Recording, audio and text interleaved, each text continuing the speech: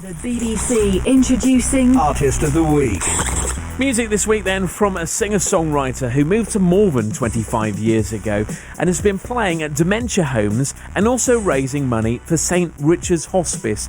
And she's been in here. She's been catching up with you, Tammy Gooding. Thanks, Andrew. I've been meeting the lovely Carol Lee Sampson, who's been telling me how her idea of simply reaching out and connecting with anyone else who might be struggling during lockdown took a life into itself, resulting in nigh on recording herself for 13 weeks straight.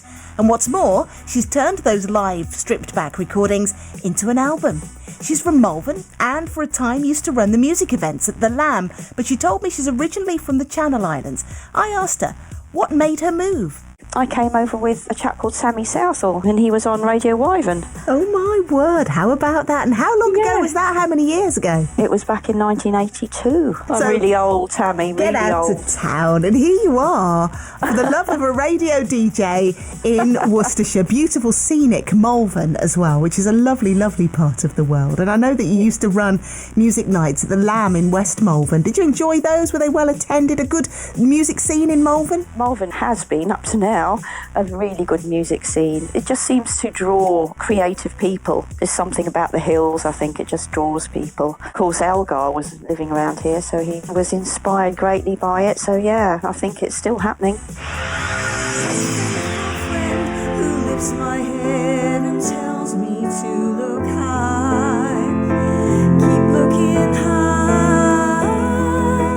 What I like about your work and what we've been hearing of it is that it reflects that vibe, but there's also a gentle, soul-searching kind of feel to it as well. And what I love is that you've been playing your music at dementia care homes. What a lovely thing to do. Well, yes, it's something that I fell into really quite a few years ago now. I just go and play my guitar or the piano and just play all my favourite songs to them. And I do play some of my own when it feels right, because most people in dementia homes want to hear stuff that they recognise, so it's not always a place just to sing my own songs.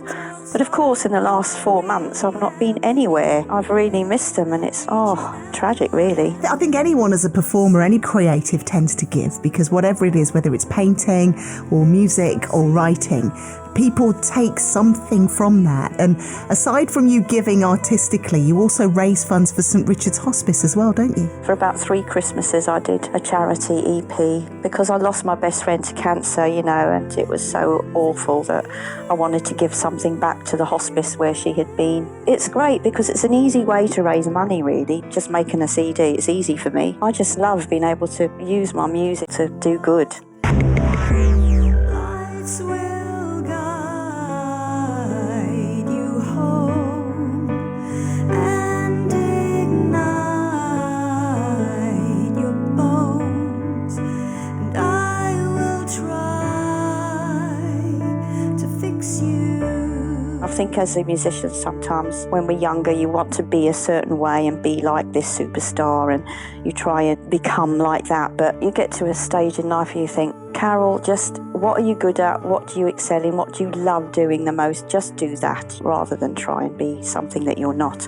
And so with the lockdown stuff, I've just been doing really stripped back stuff, just me and an instrument, putting my heart and soul into it, singing the songs I love. So the songs that I write about life, about situations, about people that I see or things I've gone through, I try and empathise with people through my songs. And most of all, I try to put hope and just some sort of message through them.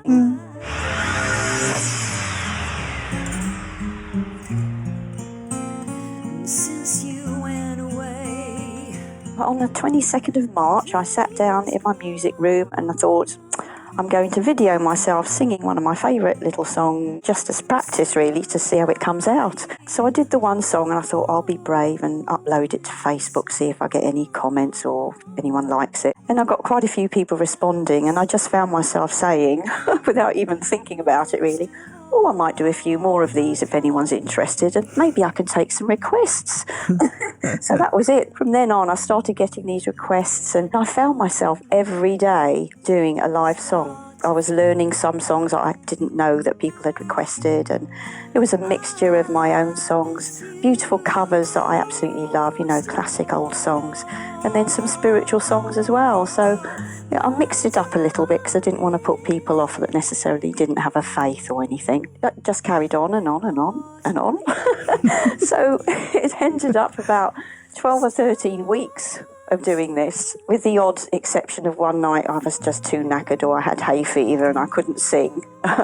And so the next day I'd sing 2 to make up for it, but I actually got to over 100 songs. Wow. over the period. I don't know all the answers, but I know that God is faithful. Don't know all the answers, but I know that He is true.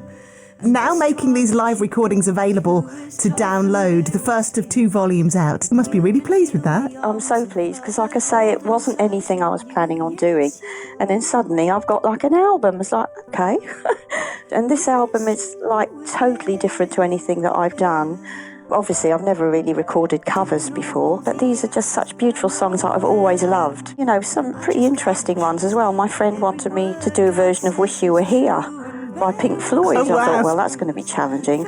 And I had to go on the guitar, and I thought, no, I need the other guitar to make it viable, which obviously I can't because it's just me and an instrument. So I had to go on the piano, and it worked quite well, and I had quite a lot of really positive comments about it, even from a man that actually runs the Pink Floyd tribute band.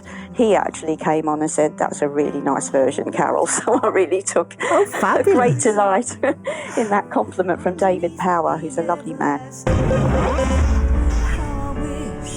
How I wish you were here. We're just 2 lost souls swimming in a fishbowl, year after year, running after the same old ground, and how we found the same old fear. I've got gigs booked for next year, but not for myself, but I'm in a tribute band, Julie July band, who does Sandy Denny covers. So I just before lockdown had joined their band as the piano player. So we've got about 40 gigs booked with them. That's fun because it's going to be me on the road with another girl and some great musicians.